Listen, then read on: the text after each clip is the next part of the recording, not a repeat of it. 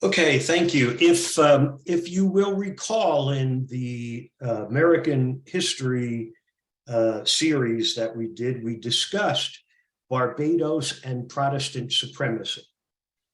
Europe had invaded the Americas in 1492, a little more than 100 years after the Black Plague had killed off half of Europe. And as a result of the Black Plague, Christendom was in trouble. And it was because people had blamed the church for God being angry with them and killing them with the Black Plague. So, think about COVID and the hysteria that goes on. And so what happens is, because Christendom is in trouble, people are leaving the faith. New faiths come about, led by Martin Luther, who, ushers onto the stage Protestantism. Now, what you had is, prior to that time, religions had set rules on slavery, what you could and couldn't do with a slave. And people, the slave masters equated that to unnecessary regulations. Okay, so what happens is when the new religions come about, it provides an opportunity for the slave masters to free themselves from slave management restrictions that had been imposed by religion. And when they entered into Barbados, they declared Protestant supremacy, free from the rules and regulations established by religion. And it opens up another chapter in the ongoing story of slavery, and it mutates one more time. They come up with what's known as black codes that is going to be rather draconian. And so today's slave masters are sort of following the same tradition. And they are demanding small government, deregulation, privatization, free markets.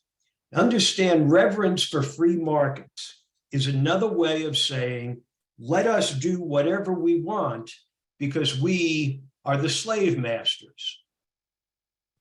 Of course, they do not say this outright. They disguise it and dress it up with studies and theoretical papers by people with PhDs, people who are members of the Mont Pelerin Society. All of it is nonsense, but it is methodical in dismantling America.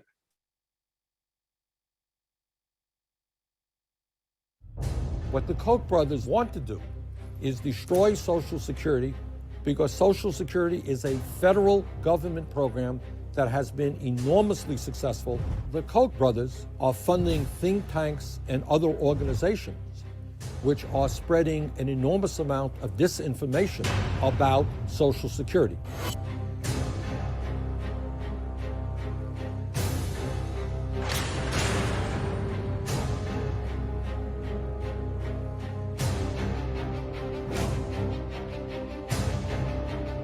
Raising the age of retirement is to ask people who are banging nails or waitresses or so many blue-collar jobs out there that you got to keep working until you're 70 years of age. That's just really unfair. Second of all, we want to give the younger generation an opportunity to get out into the workforce.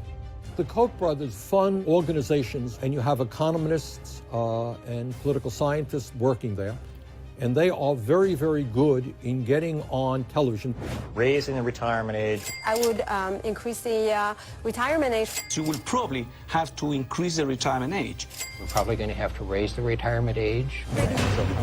And people will not know they represent an organization which is heavily funded by corporate interests. They are very effective in getting their positions out into the media. Should Congress raise the retirement age? If you raise the retirement age. Well, raise the retirement age. Let's consider the options. Let's raise the age. Raising the retirement age to 69. At the same time, the Koch brothers are putting huge amounts of money into campaign contributions. Very modest increases in the retirement age. And eventually getting the retirement age to 70 is a step that needs to be taken. The age on Social Security will have to go up. So you have an echo chamber which starts repeating a lot of misinformation. So raising the retirement age, reducing benefits for higher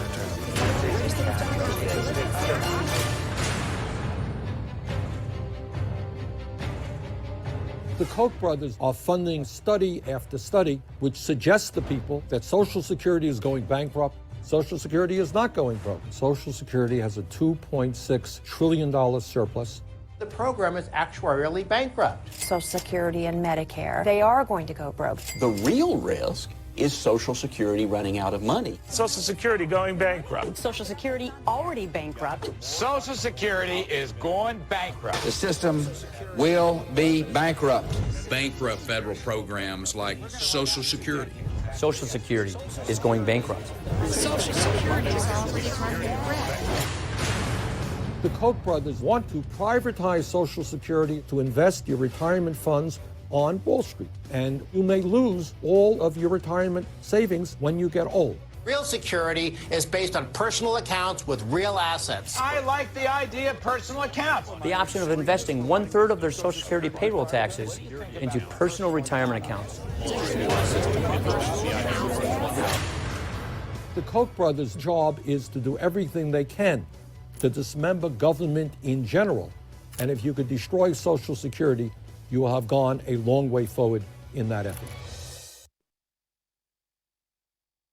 And so what you get, and it's really important because, you know, if you listen to the State of the Union the other night, certainly Social Security comes up and Medicare comes up as to these guys want to get rid of it. And then, of course, they know that's unpopular. And so they scream, oh, no, no, no, no, we don't. Mind you, Charles Koch recognized this, that it was unpopular 50 years ago. And he said, we have to work underground because we don't have the population on our side. So we need to sabotage it through a long strategic campaign. So what you listened to the other night didn't just happen the other night. This is a product of 50 years of work to undermine. This is to dismantle government. And, you know, here's Mike Lee, who's all, you know, upset that Biden called them out on, you know, this is a part of your plan. They've written it up. It was supposed to be a part of the Senate campaigns that we're going to do. We're not going to have it as a long-term program. We'll reauthorize it every year. Crazy stuff. Anyway, and then you have videos of Mike Lee with campaign contributors, and he is outright saying, my objective is to get rid of Social Security and Medicare. So that's just one issue. There's many others that are all aimed like an octopus, the tentacles of the octopus, to tear down the American government.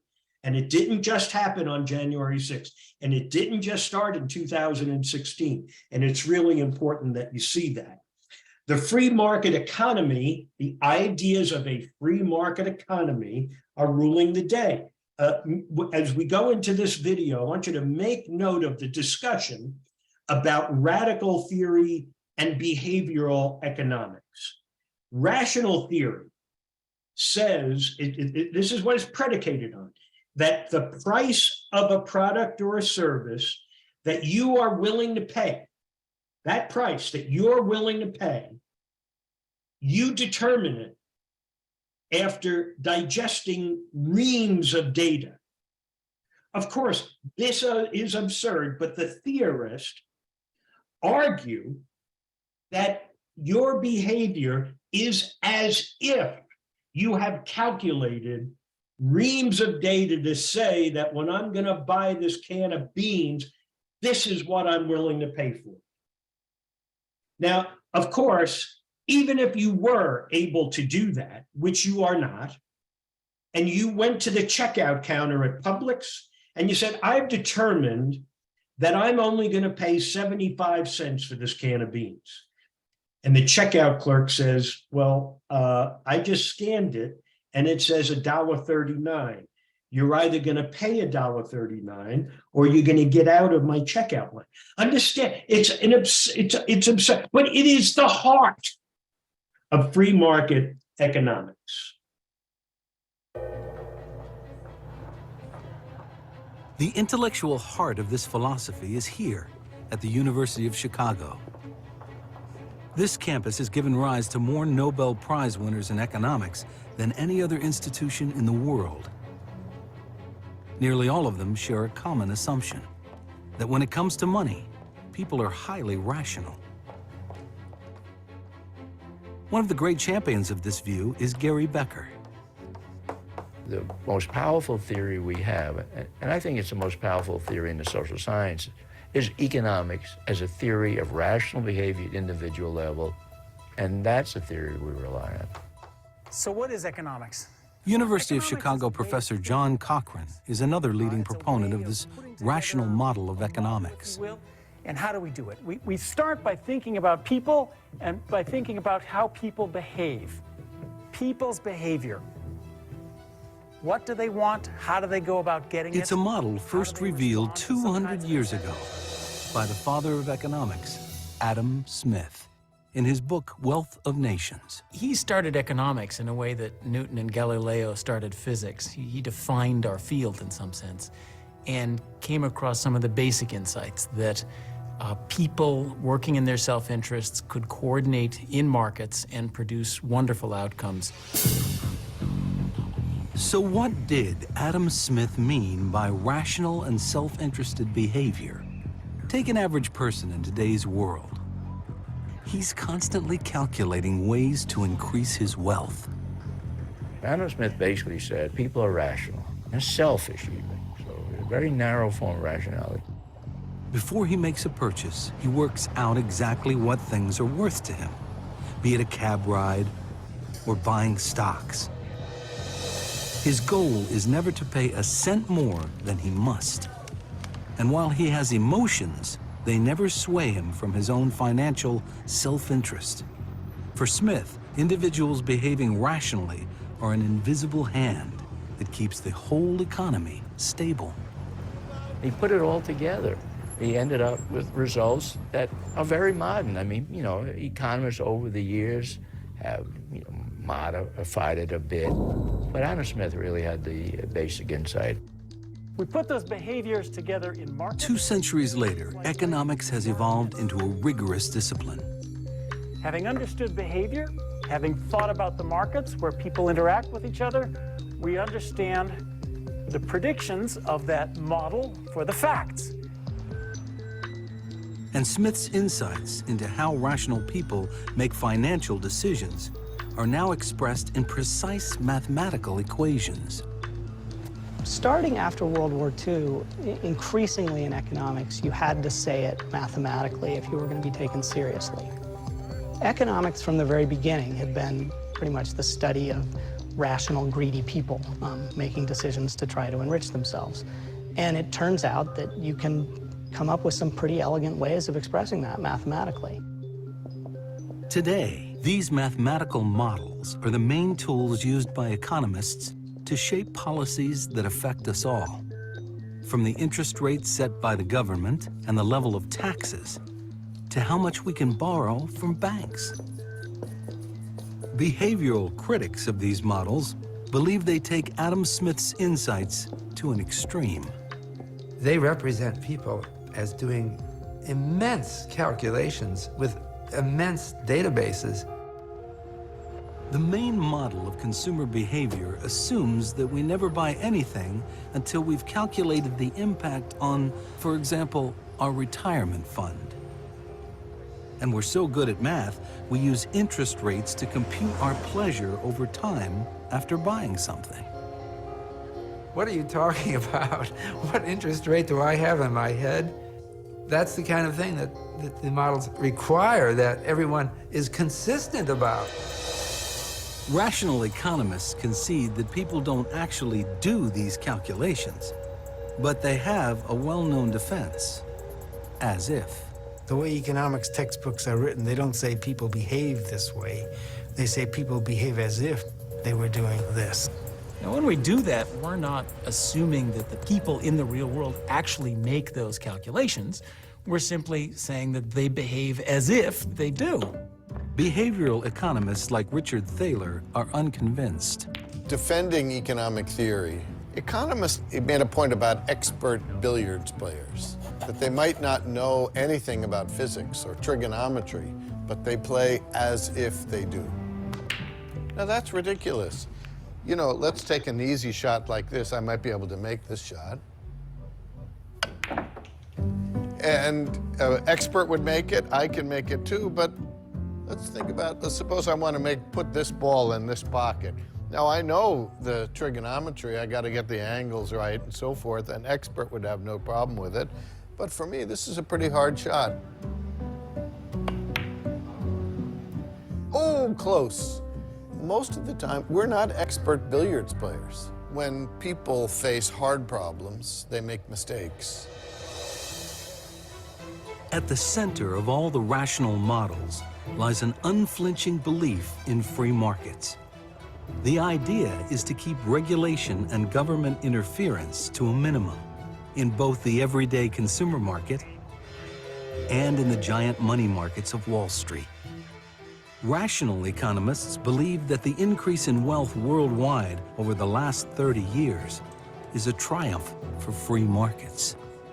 It lifted maybe 1 billion people out of real poverty, and I mean real poverty. They had $1 a day or $2 a day. That's real poverty. And it lifted those people above those limits.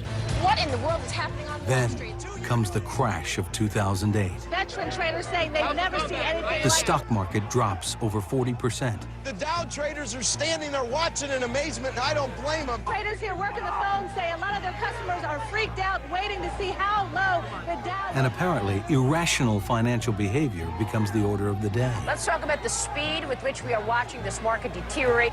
$14 trillion of wealth invested by Americans is destroyed. This has truly been a manic Monday on Wall Street. Fear grips the markets. The stock market suffered one of its worst days in years. And financial experts are forced to imagine the once impossible. We haven't seen anything like this since the Great The Depression. global economy coming to a halt. I shudder to think of it. Oh, if all of that stopped, the consequences are beyond imagination. There would be hunger, there would be war, there would be strife, there would be total unemployment. We were having an electronic run on the banks. It would put the world back 100 years, maybe more. The chaos seems to undermine decades of economic thinking. Economists as a whole didn't see it coming. So that's a black mark on economics, and it's not a very good mark for markets. This market took 5 years to go higher. It's now down 40%. This was one. With the crash, the rift in economics widens between the rationalists and the behavioralists. We are talking about financial Armageddon. The crash really matters because much of the behavior that led up to the crash is unexplained by the discipline of economics. I'm sorry, it's just an empty argument. That's just an insult, a pointless insult. Well, I don't see this as a failure of economics, but we need a whipping boy. And economists have always kind of been whipping boys, so they're used to it. It's fine. Had an 8-day losing streak in the Dow. So which side is right? Are we rational about money? Or do our emotions and psychology play a much bigger role than previously realized? Okay, everyone. So it's important to understand that the concept of the free market was all these things that, all these formulas, all this, nonsense really is near and dear to the heart of Alan Greenspan, who as head of the Federal Reserve was the chief spokesman for the slave masters. But make no mistake, he was warned about it.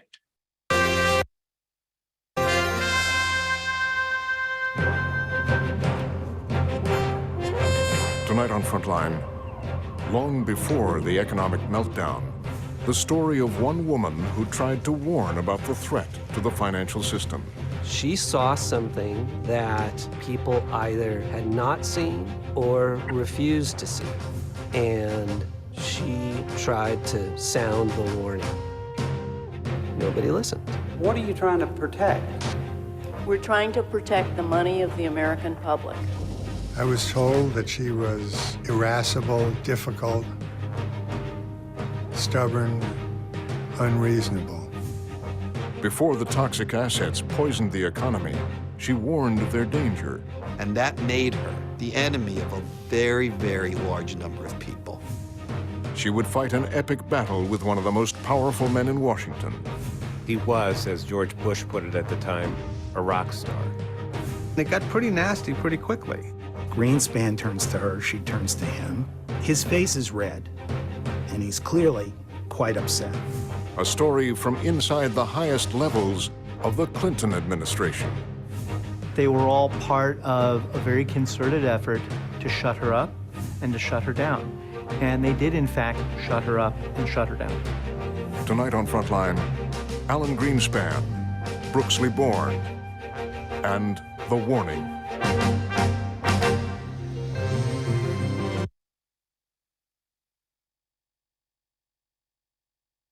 Okay, we'll get back to here, there.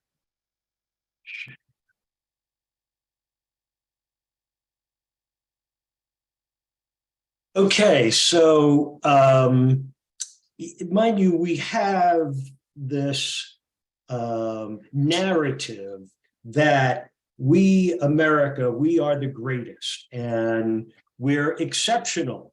And we have think tanks and we have universities that are going to demonstrate how exceptional we are by coming up with these formulas to tell how to run an economy. It's important, however, to keep in mind that post-World War II, American manufacturing was a juggernaut that was riding high. The world was our oyster. There was no competition. The world was in rubble. We did well, not because of some contrived formula. We did well because everything was in rubble. It needed to be rebuilt. And the only player in town who could do that was America. So it's just, so we enter a period of prosperity and we do very well. Remember, during the war, the state was involved with manufacturing. The Army, the Navy, the Marine Corps sent MBAs into our manufacturing facilities to make sure that they would be producing what was needed for the war in a very efficient and effective way. So we fine-tuned the private sector. And now the private sector comes out, there's lots of demand for their stuff, and they're making a lot of money, and we're doing very well as a country. Not because of a mathematical formula devised at MIT. So it's important to have that in mind. And as we come out of the war, an Austrian economist, Friedrich Hayek, forms a group of economists who are going to talk about ideas related to the free market. And it is through this organization that it germinates and gives rise to the free market economists. And the free market economists are saying what the slave masters want to hear. Get government out of our way so we can do what we want to do. So we then, beginning with Jimmy Carter, begin a period of deregulation. That's right, Jimmy Carter. You must understand, regulation establishes boundaries for what business can and cannot do. This is why we believe that when we check into a Marriott at $400 a night, we expect to not, to go into a bed that doesn't have bed bugs, because we believe there are regulations, there are rules, there are standards that will protect us from that. And the argument is, no, no, no, don't get those regulations out of there. If Marriott's going to have bed bugs, over time, the market will correct for that. So you have to suffer getting eaten alive by bed bugs so that Marriott will change its practices. Or, when we pick up a prescription medicine, we believe it won't kill us. Or we buy food from a can and we go to eat it, we believe it's not going to be contaminated. We believe that nuclear weapons are being stored responsibly and safely. The list goes on, is all of it. But what they're saying is that, we don't need those regulations. Just let them work. And if someone does bad, there'll be consequences, and then they'll have to adapt. But you then have to suffer the consequences. But the advocates of deregulation want to end all of that. So coming out of the Depression, but mind you, when we were coming out of the Depression, the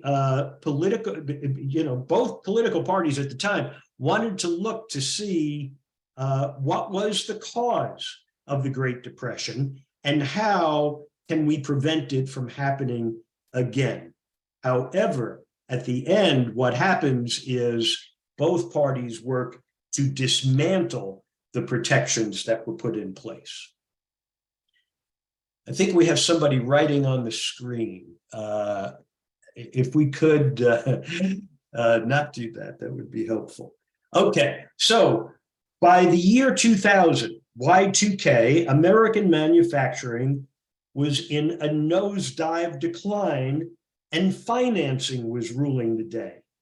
Everything about manufacturing, unions, environmental laws, safety laws were crushed. The middle class of America was under attack, but they didn't know it. Finance provided them with credit. You get no wage increases, but credit is the source of giving you more than you have. So they could buy, before they could buy a house, and so they could, I'm sorry, what I'm saying is that they could buy a house, they could get that minivan, they could eat at Arby's, and they could do all of that. They could charge it and pay back a small amount each month. That's how you got an increase in your pay. You don't have to buy a modest house with a 20% down payment and a 15-year mortgage. You could get a fancy house with a 5% down payment and pay it off over 30 years. Don't worry, you have a good paying manufacturing job, and you will have that job until you retire 40 years from now. Remember how that's how it was? That may, however, be a risk. There may, however, be a risk that management will automate your job away, and you may find yourself unemployed and unemployable just 5 years from now. There may also be a risk, ever so slight, that the bankers who are freed from regulation will start to perpetrate fraud. Here comes adjustable rate mortgages, money market accounts, and IRAs to replace retirement benefits. Junk bonds and the savings and loan crisis of the 1980s was a warning of the road ahead. And when that Ponzi scheme blew up, along came .coms and day traders. And then when that blew up, mortgage-backed securities, credit default swaps, and other schemes. Rules separating commercial and investment banking were removed by the Clinton administration. Soon, investment bankers pushing commercial bankers to write more mortgages. Whatever it takes, just get it done. This one, oh, I need to. this one here. Hang with me a second.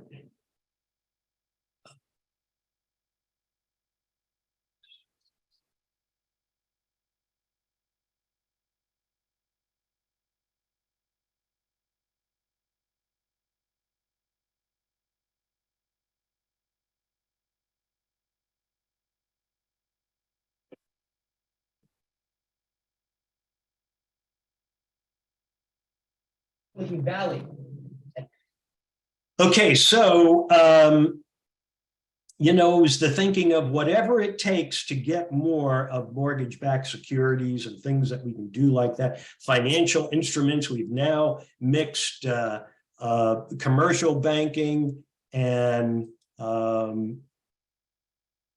investment banking. And now that those two are together, the investment bankers want more.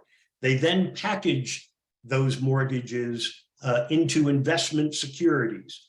The package included good mortgages and junk mortgages, but the investors didn't know about the junk. They were soon to find out. And so I was there before the bubble, during the bubble, and slightly after the bubble, the internet bubble, that is.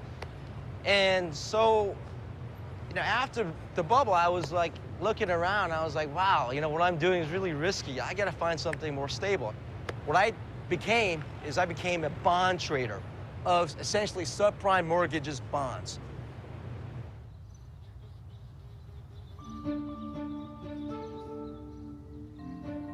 I think we know what a bubble is.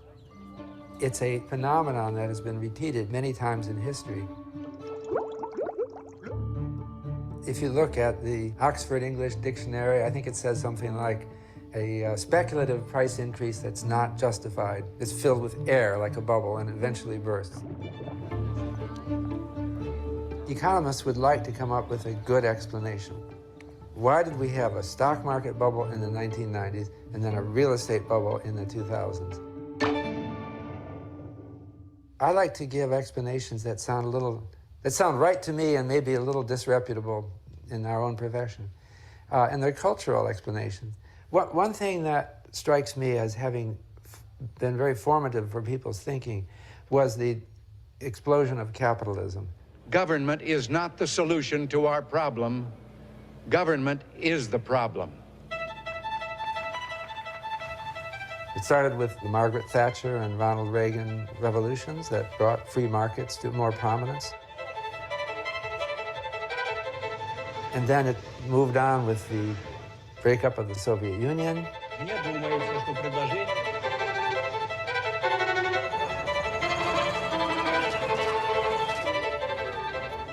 The advent of capitalism in China.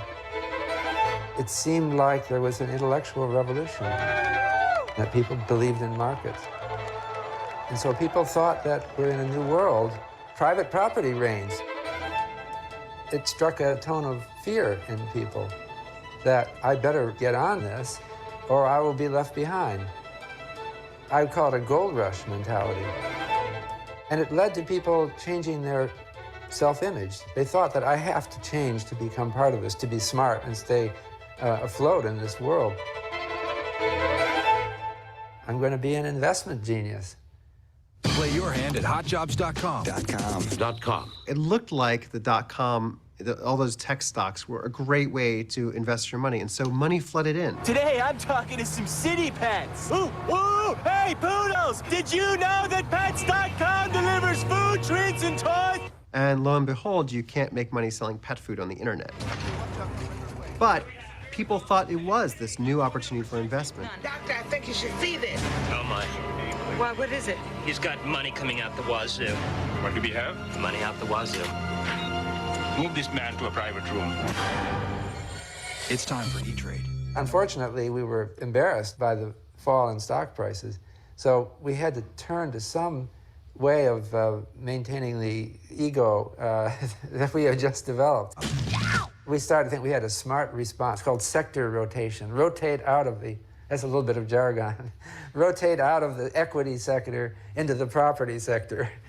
Introducing the world's fastest money-making system, John Alexander's Real Estate Riches in 14 days. It accelerated largely through media, television shows that focused on the bubble and ad campaigns that reinforced notions that seemed to support the bubble. Wouldn't you like to learn how to make a fortune in real estate without needing any money? People were so pleased that they had found the smart, at-home investment that they understood and knew, and they were very confident about. There's no reason that you can't be living the same life I am in no time at all. So,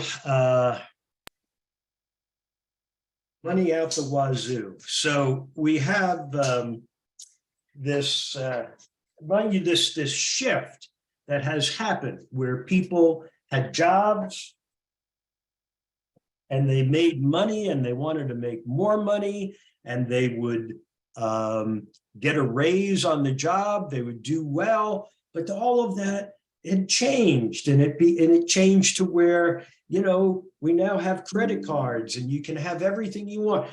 Think of Ronald Reagan saying, government is not the solution to the problem, government is the problem. What could be more of a message from the slave masters than that?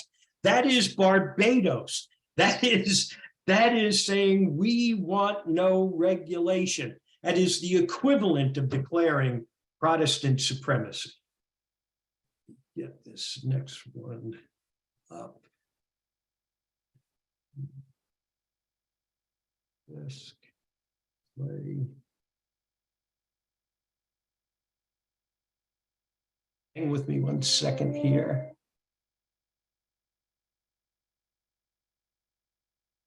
It didn't happen. Okay.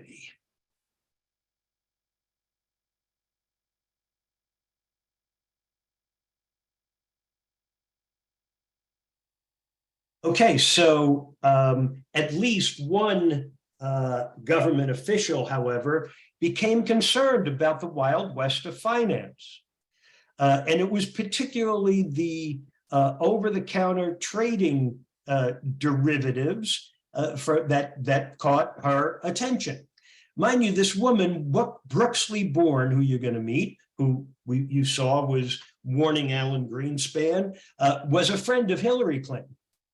And she was considered for the post of Attorney General, but Bill Clinton found her to be boring. And he assigned her to an agency that few people knew about, the Commodity Futures Trading Commission. As the derivative market heated up, Born discovered that her agency was responsible for regulating. Now, mind you, the derivative markets were unregulated. Not only were they unregulated, the government didn't know anything about it. This is a $17 trillion insurance and banking operation that is under no regulation, that the government doesn't even recognize that it exists. And so she says, I think we need to do something about this. Alan Greenspan, though, doesn't think so. Janet Reno was chosen. And that's how Brooksley Born ended up running the obscure CFTC. I think to some extent you could view this as a consolation prize. To the general world, people who knew Brooksley, the circles she traveled, the American Bar Association, the DC Bar, all the prestigious boards she served on, people were probably scratching their heads. An experienced financial litigator who'd seen the worst of the markets, Born was a believer in government regulation.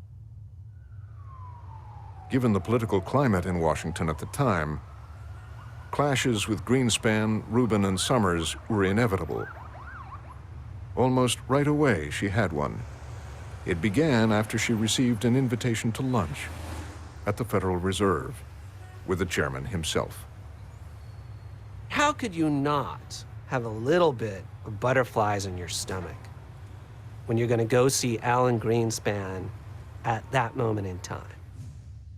It didn't take long for Born to learn that she and the chairman were not going to see eye to eye. He said something to the effect of, well, Brooksley, we're never going to agree on fraud. And she said, well, what do you mean? And he said, you probably think there should be rules against it. She said, well, yes, I do. He said, you know, I think the market will figure it out. And take care of the fraudsters. The Alan Greenspan lunch, did it actually happen? Where he says... I'm not going to talk about it. I'm not going to talk about it on camera. Bordan is reluctant to speak about her meetings with Greenspan or others in the Clinton administration. Greenspan refused to speak to Frontline at all, but Bordan's advisors did. Greenspan didn't believe that fraud was something that needed to be enforced, and he assumed she probably did. And of course she did. I've never met a financial regulator who didn't feel that fraud was part of their mission. And this is an absolute stunner for the new head of this tiny agency, who is charged with making sure people don't commit fraud. Well, I think she was taken aback about how far he would go towards deregulation, that even the notion that we should police fraudulent activity, he didn't think was something that was a given. That was her introduction to Alan Greenspan. The clash with Greenspan didn't intimidate Bordan. She was determined that her agency would investigate fraud at the first opportunity. One area that caught her attention was a new and highly lucrative market, over-the-counter derivatives. She starts to realize that there's this whole world out there of what are called over-the-counter derivatives that are essentially unregulated. It's not even that they're unregulated, it's that the government doesn't even know what's going on. My staff began to say how big this was and how little information they had about it. On Wall Street, they described it as a black box. Only the parties involved in a deal knew what was happening. The derivatives market was a market that was not well understood, was growing rapidly, that had a few really smart, aggressive, innovative players. Derivatives, swaps, basically bets between companies and banks, laying off risk. Derivatives, in essence, are insurance policies that various players on Wall Street enter into to protect themselves from unforeseen calamities. It was a $27 trillion market, happening out of sight, inside a black box. We didn't truly know the dangers in the market because it was a dark market. There was no transparency. The conditions were very favorable for things to go wrong. As Bordan's investigators learned, there was also plenty of room for old-fashioned fraud.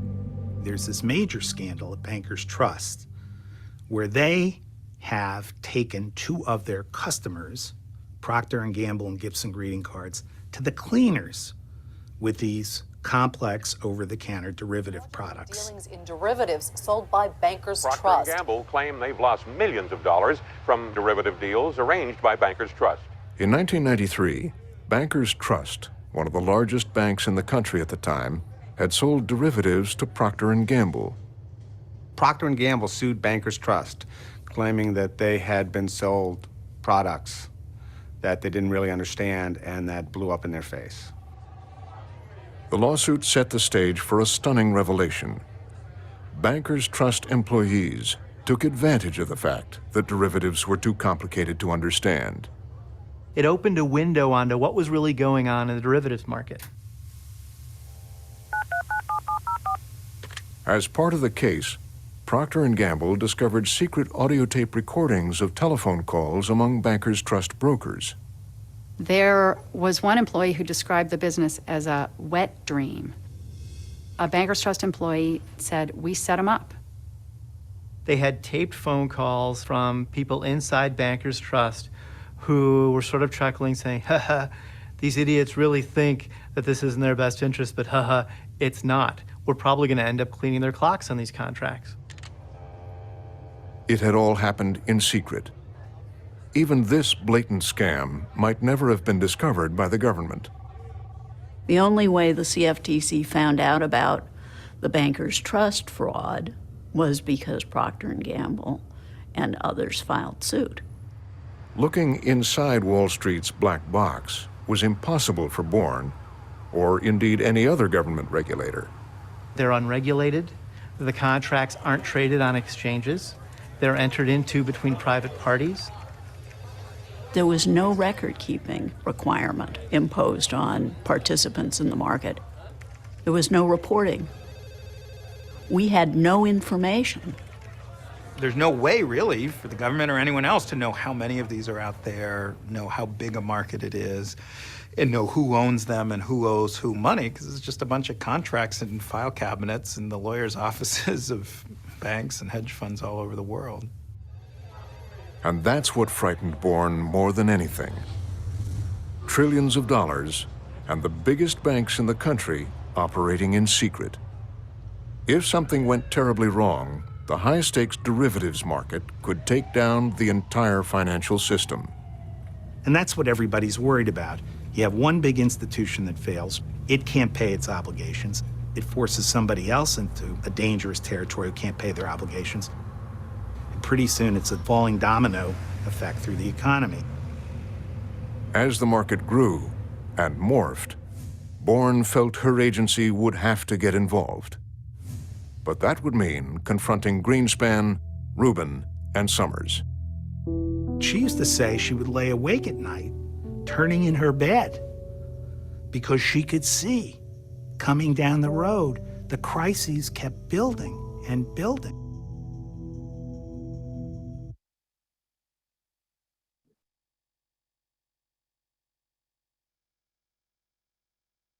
Okay, so that's it for today. Let's open up for questions, comments. Okay, everyone can turn on their videos again. And if you would use the raise hand feature down in reactions, that'd be great. Or you can drop us a note in the chat section. We had an earlier question that's already been answered about Brooksley Born and who she was. And very interesting. What I found interesting while we're waiting for people to questions and comments is that you normally think of the Koch brothers and this whole apparatus going after you and I, kind of individuals, the public, but to hear that this all was perpetrated against some really large firms as well was quite interesting. Well, you know, next week we're going to talk about really how derivatives kind of work. And what you get is the insurance companies who are going to provide insurance against massive losses. They then, when it all collapses, and the banks are then turning to their insurers to now pay it off, the insurance companies don't have the money. And so that, and mind you, they talked here about the whole banking system. They're talking about the American banking system would be at risk. And understand, if the American banking system collapses, the world banking system collapses. And we are still feeling the repercussions of that today. This is the reason autocrats are emerging, and you see countries going through all kinds of gyrations. Yeah. And actually, we see that that's why we often treat the Chinese with kid gloves. Excuse me, because their impact on the world economy is so huge that if they go under, we all go under with them. Right, and a lot of the you know, the bonds, the securities that have kind of carried us through this whole thing, who bought them? The Chinese. So we have to be careful. Yeah, a circular thing there. Boy, you've really stumped people today, Sal. Nobody's raising their hands. Well, does any of this are you following the, you know, the thread of this? hopefully, because it gets complicated. It's like as they're talking about the case involving New York and looking at various, fraudulent schemes from Trump.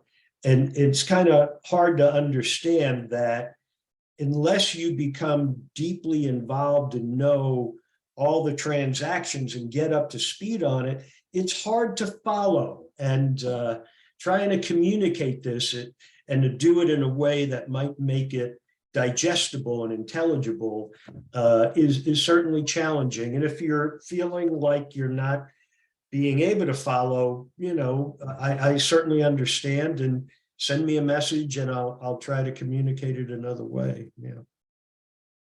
Madeline, what do you have? Whoops, am I unmuted? Yes, you're good. Okay. Well, those of us who grew up in the Midwest had heard of the Commodities Futures Trading Commission because my uncle was a farmer, etc. But that's where you buy and sell pork bellies and all that kind of stuff. And believe it or not, Joy and I had a law school classmate who put himself through law school trading on he was a trader for the Commodities Futures Trading Commission. I was always told, never do anything with that because it's so crazy and stuff. But he somehow managed to put himself through law school. Is Joy on? I don't remember his last name. No. Mike, somebody. I think they're on vacation. I think they're on vacation, yeah. He did, which is crazy. I just wondered, could you talk a little bit more about, I know Brooksley Born didn't want to get on camera, but can you talk a little more about her arguments with Alan Greenspan and a little more about that? Well, you're going to hear more about it in the next class, but fundamentally, the free market ideologues like Greenspan and Rubin and Summers were, we don't want to mess with this $27 trillion, entity. Let the free market be a free market. And Brooksley Born is saying, but if you have no regulation, it just is crazy. But this is it's like the bed bugs in the hotel. Right. This is the idea. Get rid of all regulations. People just get greedier. It seems like the Exactly. more they have, the greedier they get, Right. And when you have this mammoth, what is a financial institution, and it is not housed in any one building. Like they say, it's a black box, but it's in the file folders of the corporate attorneys. But it is this massive financial institution that if it collapses, the whole country will collapse. And it's difficult for people to understand exactly what they're doing. Because I never did understand derivatives. So are you talking about that next week? You said, I swear they just make no sense. Let me just for a second jump ahead to next week, just for something for you to think about. Okay, derivatives are insurance against a bet. And the example that I have is, let's say you buy an asset, a .com stock, or a mortgage-backed security, and you buy it for $100 with a plan to sell it for $120. And you are a bank. So you bought this security and you're confident you can sell it for $120 and you're gonna make $20 on this investment. And so let's just say it's mortgage-backed securities that you bought. So you got $100 in this mortgage-backed security. You're pretty confident you're going to make $20 on it. But let's just say you think, well, I want to hedge my risk. So what I want to do is, out of this transaction, I want to derive another transaction. I want to go to an insurance company. And what I want the insurance company to agree to, and I'll pay them fees, is that if I don't sell it for $120 and I'm going to lose money on it when I go to sell it because it's not worth $100, I want to take a loss down to $80. And I want to pay you for insurance that if it goes below $80, that you will cover that loss. So that's my insurance policy. If this thing that I bought for 100, I'm going to sell for 120, it doesn't pan out, the value of it drops below $80 to $40, you, insurance company, are going to cover the loss from $80 to $40. I'm going to lose that 20 already, but I don't want to lose more than that. So that is a credit default swap. It's derived from these other transactions. Now, the problem comes is that this insurance company, now that's insuring that, they're thinking, well, these are mortgages. They always get paid back. They're AAA rated. It's a reasonable risk. What you don't know is that AAA is only based upon one mortgage in the whole batch of mortgages that are behind this security. The others are triple Z rated. So if the people don't pay back the mortgage, the thing collapses and it's, worth nothing. So now the insurance company has to make up that $80. And this is where AIG was about to collapse. So the idea came because they were doing insurance on this stuff. If AIG collapses, that means the banks who bought these insurance policies to protect themselves are not only going to lose that $20 they thought they were guaranteed against, they're going to lose the whole thing. That means those banks collapse too. So if the insurance company collapses, the banks collapse, the whole world banking system collapses. Does that make any sense? It makes more sense than it ever did before. I'll say that much. Pretty much it does. Well, it doesn't make sense logically, but I understand what you said. But what about this part where they chopped things into little pieces? What do you mean? Well, I don't really understand it. Okay. Suddenly they're giving mortgages to people that wouldn't have otherwise qualified. So they're doing that, I guess, just because they got unregulated, because clearly a lot of these people could not afford to get the loan they were getting, correct? Well, right. What we're going to talk about that in other classes, but just but then they like chopped those loans up into little pieces. They go into tranches. I don't get that. Here's what you do. First, this is a whole series, Madeline. The reason. Okay, we'll get to it. It's so. The reason economics is not my strong point. What can I say? The reason to separate investment banking with commercial banking is commercial banking is straight savings, home mortgages, everything is pretty straight. The problem with investment banking is you're looking to get investors to put money into things. And if you're getting it to put into a stock like AT&T or whatever, well, you're making an investment that AT&T is going to do well. Now you also have securities that you can invest in. And a security is often a combination of things that you're going to invest your $100. You don't really care what the things are. If the things could be some fixed assets, like a mutual fund mix of different companies you're investing in, or it could be a thing like mortgages. So you have all these the banks have their money in mortgages that they have out that people are now paying back on. But that money that they've loaned out is now kind of sitting there, not being able to, they have it as a liability that they're going to get the money back, but they'd like to be able to translate that into get your money now. So what they do is they put up these mortgages to back the security. And that means they can get the cash now. So from the investors say, okay, I'm going to put much. So what I've done is I've loaned out $100 into a mortgage. That $100 now appears on my balance sheet as money that I'm going to get, right? But I'm not going to get it for the next 10 years.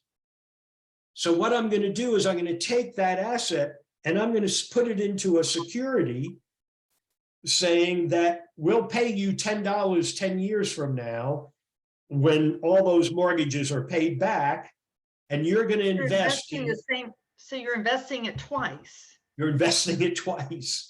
That's right. So now they're investing in that you're going to get paid back. So you get your money and you can go do more things with it.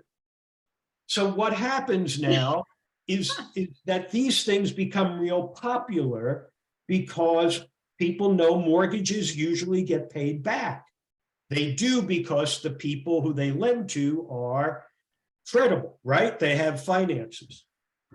So now what happens is once you've mixed the two, the investment bankers say, hey, these mortgage-backed securities are really popular. We want more mortgages. So the commercial side of the house now has to write more mortgages. Now, what they don't say to the commercial banker, the heads of the bank don't say to the commercial banker, lower your standards and write loans to anybody you want. They just say, do whatever it takes. Okay, and you may have already said this, but you know what, Madeline? What year was it that investment banks and commercial banks got to merge? Didn't they used to have to be separate totally? Yes, and that was a law. The reason they had to be separated was a law from the Great Depression, Glass-Steagall law, right? The Glass-Steagall law, and it was during the Clinton administration. Remember, Clinton was having fights with the Republicans, just as we have today. And one of the deals he made with them was to agree to overturn the Glass-Steagall Act. And that's when they did, it opened the door to that kind of banking. So that was the 90s. That was in the 90s. But now what happens is, I just want to finish on this mortgage thing, because I want to talk about how you get the different tranches. Is that you're going to package, when you buy a security, it's not like you're just buying it into one mortgage. It's mortgage-backed security. So let's say there's 1,000, the thing is worth $1,000. There may be 10 mortgages behind it, just for conceptual thinking. So I have 10 mortgages and I want it rated. The rating agencies, though, are afraid of me, the investment banker. So I say, these are AAA. And the rating agency looks at the top tier of those mortgages, looks at the first 2 or 3 mortgages and says, yeah, these are good mortgages. We're going to rate it AAA. But what the investment banker does is in those 10, they also put in 2 that are B rated. They put in 3 that are C rated. They put in another 2 that are, double Z rated, that are junk. But they've packaged it together so that the rating agency says it's AAA. For the investors who are going to buy this security, they think, well, these are AAA mortgages that are backing this security. So if I do all my calculations, the likelihood is I'm going to get paid back. But that's where it all falls apart when you find out that what the different tranches of them, when you get down to the lower tranches, they can't be paid back and they're going to default. So now what you had is, because the investment banker is putting more and more pressure on the commercial bankers to get more mortgages, because these things are selling like hotcakes, the commercial banker starts dropping the requirements. And in fact, they are marketing to people who they know cannot afford it. And they're coming up with schemes like the adjustable rate mortgage. So I say to you, who can't afford a mortgage, I say to you, hey, I can put you in a house for the same money that you're paying rent. You go, really? Yeah, we'll do that. Here it is. Here's all the documentation. Just fill it out, agree to it. So you sign on. And yes, you'll pay as much as you paid in rent for the first 2 years. Then year number 3 comes and you realize it just went up. Year number 4, it goes up again. Finally, it's to a point you cannot pay it back. But everybody who was writing that knew that once the adjustable rates went up, all of those mortgages were going to collapse. And you're going to hear people who are insiders, whistleblowers, senior vice presidents who were saying, we got a problem here. And we're going to see that all happen. And that's why I call it fraud. Yeah. Okay. I'm sorry, everybody, if I rambled on too long. But Susan, what do you have? I got to say, my brain was too full and my eyes have been glazed over for 25 minutes. But I figured out there's 3 or 4 new facts because this is an area I had no knowledge or understanding. You never, ever want to invite me to a dinner party because that's everybody at the table. Eyes roll I'll back. make a note of that.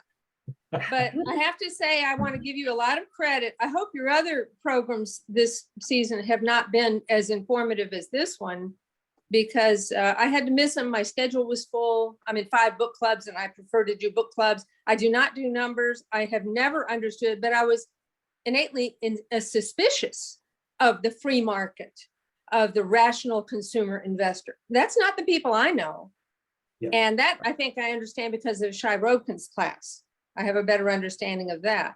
But this idea of certain people being too big to fail, and the idea of Ponzi schemes are okay on the way up and everybody makes money and just forget about the consequences. Yes, it is fraud. I mean, we in our country endorse and cover up for so much white collar fraud and criminality. And it's so undermining of our country's confidence in ourselves and our equality and all. So I'm going to have to go for a long walk after this.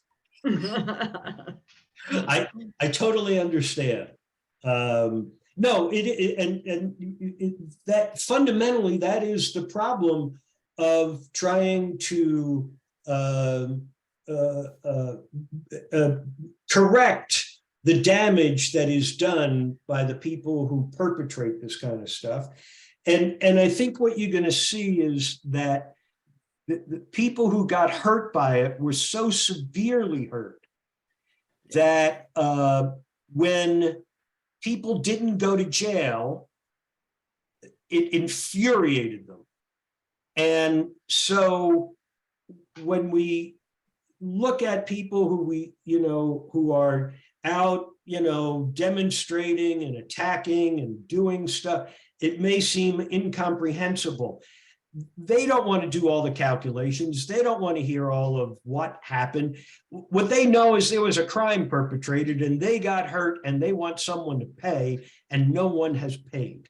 And so we're going to talk a lot about that in the coming weeks. So that's why elites have no credibility with a whole lot of people, including me. I wonder also why, if Hillary Clinton was a friend of Brooks Lee Born, she wasn't able to get more influence with Clinton and that whole administration. I mean, it was a sellout, it sounds like, for political stability, perhaps. No doubt about it. One of the things, remember, we talked in the previous class about how the Democratic Party was in disarray. And, Jimmy Carter comes in and he really doesn't do very well as president. And he's, Milton Friedman is influencing him in going to deregulation. And then, so he falls apart. Ronald Reagan comes in. What does Bill Clinton do? He follows the same playbook. And he is selling out to the slave masters. And that's really why they hate him so badly. Since we're running over, we're going to get a couple of last questions in real quick. Ralph, what do you have? I'll try to be quick. When that clip with Reagan came up, I was reminded of a discussion with my father. You know, when Reagan came on the scene and my dad learned that he had said that, you know, he and I talked about it, because when I was a very little boy, I had heard him say that the reason you have to have government is not just because of people and their ideals, but because of people as they actually are. And people as they actually are will, on occasion, defraud each other, or, you know, conduct crime upon each other, steal from each other, and so on. And so it was kind of I think this was a Sunday school lesson, you know, until we have that perfect world that's talked about as the kingdom coming down, we will have to have government to regulate behavior between and among ourselves. And my father, sure, with his career in government, and he was an ethical fanatic, honest as the day is long, and he saw Reagan, he saw what that meant. That meant we simply wouldn't do those things that had been set up in the 30s and 60s. We just weren't going to do them anymore. He would tell anyone who would listen, including me at the dinner party, because he was a strong Democrat and he didn't give a damn who knew about it, what this was going to lead to. And many of the things he kind of hinted at certainly happened later. But I was struck by the discussion today, because guess who comes in to rescue these damn bankers and Chrysler and the savings and loan junk, you know, government comes in. So people may not see that who suffers is also the rest of us, because they will turn to us and say, you know, you can't let this fail. We're too big to fail, because we got a whole world banking system here. We can't let it fail. So we need you, Mr. Taxpayer, to come in here with several $100 billion and bail us the hell out. So who gets stuck with it? We do. The slave masters sure as hell ain't paying for this. It's the failure to see regulation in any sort of honest light is the thing that disappoints me about Republicans, conservatives, some of my friends. They just don't get it. They're the first to bitch when something happens that should have been regulated against. Where was the government? But most of the time, no, we don't want government around. But to finish, who else is out there, Sal, as an economist that's well known, besides Robert Reich, who I have a lot of respect for? You know, I read a couple books years ago from Kenneth Galbraith. I think he's long gone. Who else is out there right now that you can get an honest view? Who's writing somewhere as an economist about the role of regulation? Well, the two that are my favorites are from Columbia, and that is Adam Tooze, and I have a lot of his stuff in the paper that I sent out that you can T-U-N-E-S? T-O-O-Z-E. And see, you said something in my brain. What Jeffrey Sachs. Jeffrey Sachs. Okay, yes. You know, and remember, Sachs was one of the most important advisors to Russia to transform from their system to a capitalist system. But his big theme is sustainability. We need systems that are sustainable, not just exploitable. And I think he's leans right into the environmental side, doesn't it? Yeah, absolutely. And and just to pick up on your point, though, Ralph, is that remember the person who led the saving of the American financial system, Nancy Pelosi. Remember, it was the Bush administration. Yeah. And they had the power, but the Republicans would not respond. There were some who did and joined to bail out. You know, it wasn't that they wanted to save these fraudsters. It was, we got to have a banking system. And so we're going to get more into that. But Nancy Pelosi pulled that together. And the guy who was the Secretary of the Treasury at the time, I can't remember his name right now, another bald guy, I should remember. And so he goes into Pelosi's office, gets on his knees and says, please help us. And she does. Go ahead, Gail. I'll shut up, but what if the right answer was to save the banking system, I think a lot of men on the street, people who later were angry and probably voted for Trump, you know, to them, it looked like you're bailing out the rich guys. Yet it might have been the correct choice to save the banking system. The problem was what happened before. No, absolutely. But we're also going to look at a point where Barack Obama could have really chastised the banks and punished them, but didn't. And so we're going to look at that too. Go ahead, Gail. Okay, Gail, you're going to be our last question today. All right, not really a question, just an observation, and maybe simple-minded in the face of all of this, but it has long seems to me that the problem lies way earlier with a dissociation between money and value, productivity, and the point of the whole stock market and of borrowing and credit was to allow people to do things today that they couldn't if they had to wait their whole life to buy a house or to build a house. You can get one today, and that had some really very serious value as long as it was based on money being connected to productivity and if you really were going to pay it back. But there had to be a system and infrastructure within which to make those transactions happen, and that infrastructure got so huge that it was subject to being manipulated, and so people generated value, and maybe it was a valuable service in the beginning, but became so complex that now you get paid for moving money around within the system, and so you siphon money out of the system, and so money is no longer connected to productivity and value. Pretty simple-minded, but No, I understand. The thing is that, and the point that I'm trying to make through the whole thing is that really when you go back and you look at the people who were the pinnacle of greed and selfishness at the end of the Civil War, if we needed to recognize that as a disease that we had to fight and never become complacent about it. Because if you didn't, if you did become complacent, they were going to wean their way back one way or the other. And so you have to know what you're fighting against. And I don't believe that we knew that. I don't think that today we've come to recognize it. And that's kind of the theory of this case, this class, which is know your enemy. Sun Tzu always says, know your enemy and know yourself. And in so many cases where there are, when you get to the heart of the problem is they didn't know who they were fighting or what they were fighting. And I think that's a big part of it. Okay, thank you all. So give us a quick update on next week's class. Oh, I already gave you an intro slide. So we're going to be talking more. I'm sorry. Okay. Well, okay. Thank you, Sal. Thank you, Sal. Everyone.